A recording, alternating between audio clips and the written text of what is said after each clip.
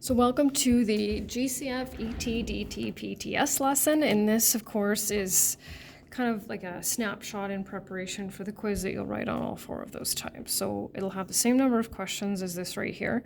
So what I'll tell you to do is just pause the video, treat it as a quiz. Obviously, won't count for marks or anything, but it'll give you an idea of which types you understand, whether it's all of them or in which types you may need a little bit more practice with. And then after that, you can either watch or just look at the answer key for the notes and correct your own, and then do the individual practice. So remember, the first thing we always want to look for is to see if there's a GCF. If not, we now have three trinomial types, so we have to figure out if it's an ET, DT, or a PTS. So there is no GCF, so it's clearly going to be one of the trinomial types. We start with what we know, 2m and m, and I don't know which one's going to be positive or negative. I know that I'm going to need one of each, and I also know that when it comes to my factors of 10, I will not put a 10 here, nor will I put a 2 here. That will create a GCF in this set of brackets, and clearly there's no GCF. So it's either going to be 1 and 10, or 5 and 2, and I'm going to kind of lightly pencil this in and see if I can make it work. So I start playing around with my insides and my outsides, and I get a 5m and a 4m, and I can definitely build a -1.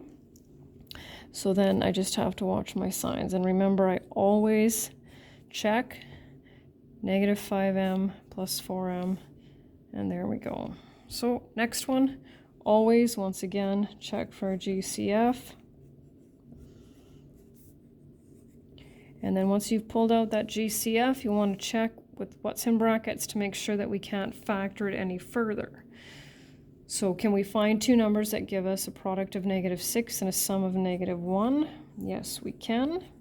Notice I brought my GCF down. Don't make that disappear. And ET.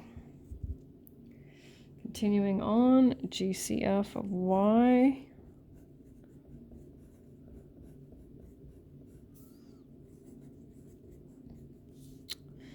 And then we have to look at this. So because this is greater than 1, it's either going to be a DT or a PTS. And so I can see that I'm going to have two identical factors of 3y plus 1, which makes it a PTS. Next, another GCF.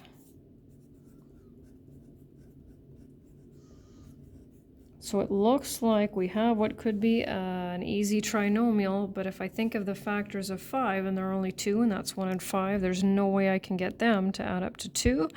So I am finished. Moving on to the second half. Again with the GCF, no.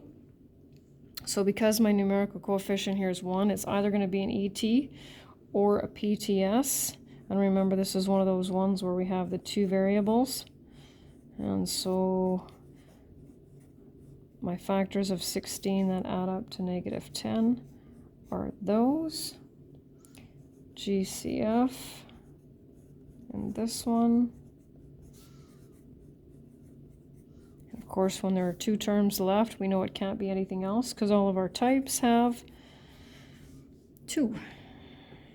So this is one of those ones you might treat as an easy trinomial. What two numbers give us a product of 81 and a sum of 18? Well, because they're 9 and 9, because they're the same, we know that we have our identical twin factors, and it's a PTS. Last but not least, pull out that GCF.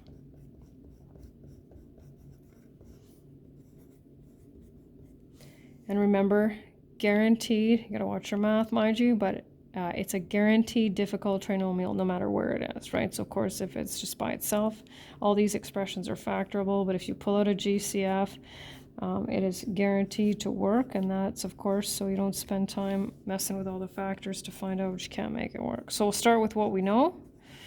We know that, and we know that. We also know that with our factors of 6, we will not put a 6x here nor a 3x, so that limits our possibilities, right? And so you can kind of play around with that a little bit. I'm going to double check. 9x plus 2x equals 11x. And that's the end of our blend of the first 4 types.